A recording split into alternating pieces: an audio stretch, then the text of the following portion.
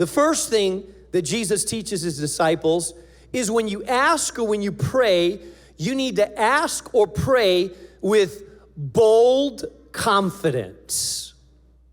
Bold confidence. In verse 5, it says, after his disciples said, teach us to pray, Jesus said to them, suppose that you have a friend. And by the way, I love this about Jesus. He tells a lot of stories that illustrate a powerful point. He says, suppose you have a friend and you go to him at midnight. Midnight. There are some of you here that are wide awake at midnight. And there's others of you that at 8:30, you got your schedule down, you're in bed, you've been sleeping for a few hours. But back in this agrarian culture, people typically rose with the sun and went to bed with the sun, so that was very late for them. And someone comes at midnight and says, friend, lend me 3 loaves of bread. A friend of mine on a journey has come to me, and I have no food to offer them. And suppose the one inside answers, don't bother me. The door's already locked. My children are in bed. I can't go and give you anything. Verse 8, I tell you, even though he will not get up and give you bread because of friendship, but because of your shameless audacity, he will surely get up and give you as much as you need. Jesus was telling his disciples that sometimes what needs to happen is that we need to be more bold and audacious in our asking. We need to be much more bold, audacious, and confident in our asking. This is a story. People are in bed. I don't know if it's ever happened to you. Someone comes to you at midnight. Or after everything's done, you're kind of groggy. You answer the door. Well, first of all, you look out the window to see who it is. Then you answer the door like, what do you want at this time? What's going on? And if they said to you, if you think it's an emergency, if they said, by the way, I just wonder if we could borrow some food and some milk, you're going to, dude, it's midnight. You know what time it is? And he says, he may not give you what you want because of your friendship, but because of your shameless audacity. The fact that you have the guts to go and ask at that time must mean that it's important to you. And the fact that you are persistent enough to knock on a door, they're going to say, man, dude, okay, I'm going to get something, but don't do it again. And Jesus says, he's using it as an example of how we should pray. I think a lot of us don't pray with enough boldness. I think a lot of us don't pray with enough courage and confidence.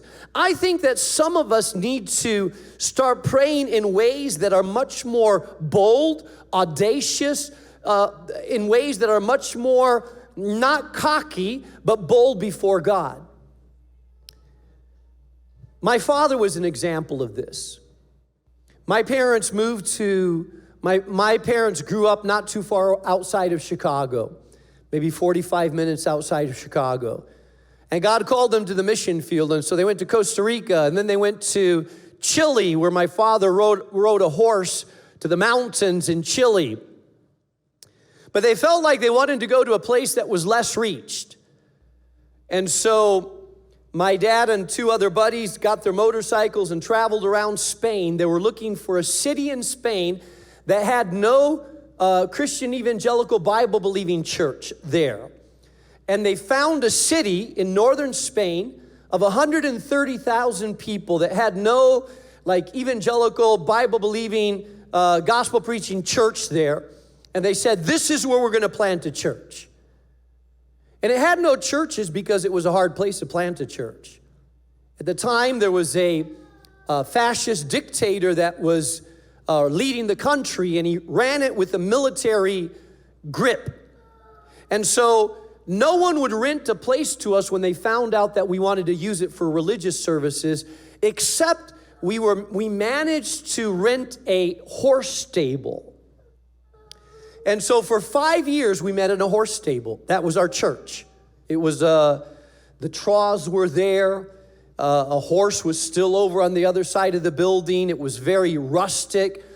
And people were afraid to come to meet with these people because of the pressure and the culture. And we had secret police that were sent into our meetings. They came undercover just to check out what we were doing. And my father was taken into the secret police and interrogated multiple times to try to get the names of the people that we were meeting with. And our windows were broken, and our doors were burned. And in the village, they warned the children not to come and play with us because they thought we were going to try to convert them, which we were trying to convert them,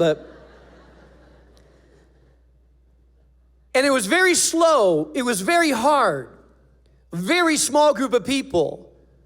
And so, because it was so hard and it was so slow, my father with 2 other men that were working with him, they said, you know what need to happen? We need to pray. We need to pray that God would do something because we can't do this in the power of our own strength. And so there was a hill that overlooked the city that we were trying to reach. And so they decided that every morning they would go up to that hill and that they would pray over the city. So day after day, they went up to the hill early in the morning and they would say, God, move in this city. God, open the doors. God, we audaciously, boldly pray that you would move in a supernatural way in this city. And you know what? Nothing happened. Day after day, week after week, month after month, and then suddenly, the fascist dictator over the country, he died. The country went up for grabs, and we saw hundreds and hundreds of young people come to Christ.